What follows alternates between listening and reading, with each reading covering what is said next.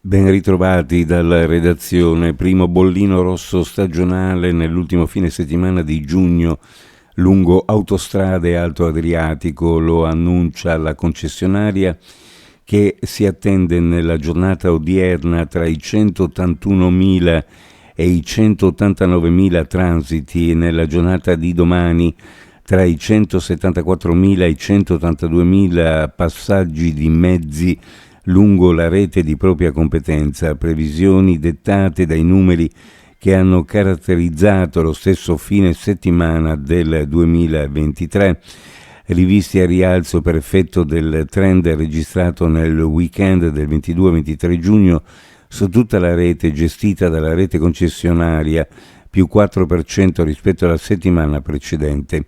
Saranno maggiormente le località di mare del Friuli Venezia Giulia e del Veneto e le coste slovene e croate le destinazioni principali dei turisti. In contemporanea con il Summit G7 Istruzione in corso in questi giorni a Trieste si sono riunite delle persone in Piazza Libertà per il presidio assemblea pubblica contro lo stesso meeting. La manifestazione organizzata dall'assemblea composta da Adesso Trieste, Cobas Scuola, Trieste, Gorizia, FLC, CGL, Trieste, Rifondazione Comunista, Trieste, SAC, Sinistra Anticapitalista, con l'adesione di oltre 20 associazioni. Presenti tra gli altri il referente per Cobas Scuola Trieste, Davide Zotti, il consigliere regionale Giulia Massolino e il segretario provinciale della CGL Massimo Marega. L'istruzione non è una merce come il G7 vuol far vedere, ha dichiarato Zotti. Sembra che sia l'economia e il mercato del lavoro decidere cosa bisogna fare a scuola.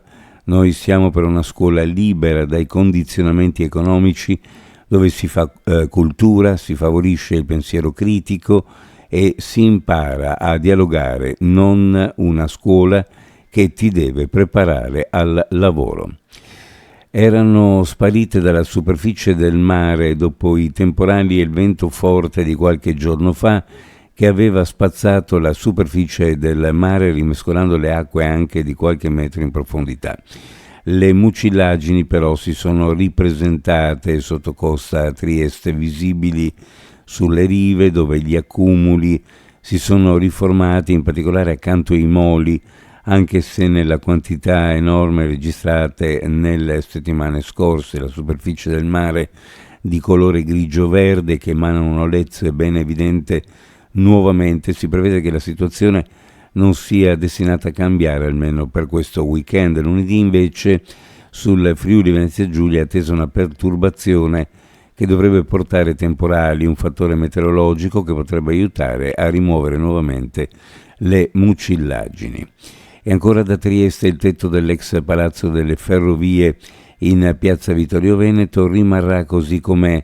Non ci saranno né la piscina né il bar, come avrebbe voluto Ivan Holler, l'immobiliarista austro-ungherese che ha scommesso sulla trasformazione del grande immobile nel borgo teresiano in hotel e appartamenti di pregio. La piscina ci sarà all'interno di una zona fitness e spa particolarmente ampia e attrezzata, ma al coperto, al piano terra.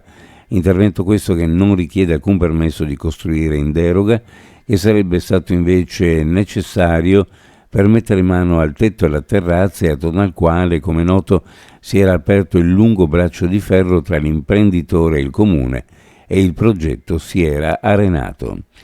Uno sguardo alle previsioni meteorologiche. Oggi su pianura e costa cielo in prevalenza sereno, in montagna cielo variabile con maggiore nuvolosità al pomeriggio, caldo afoso in pianura di giorno, venti a regime di brezza.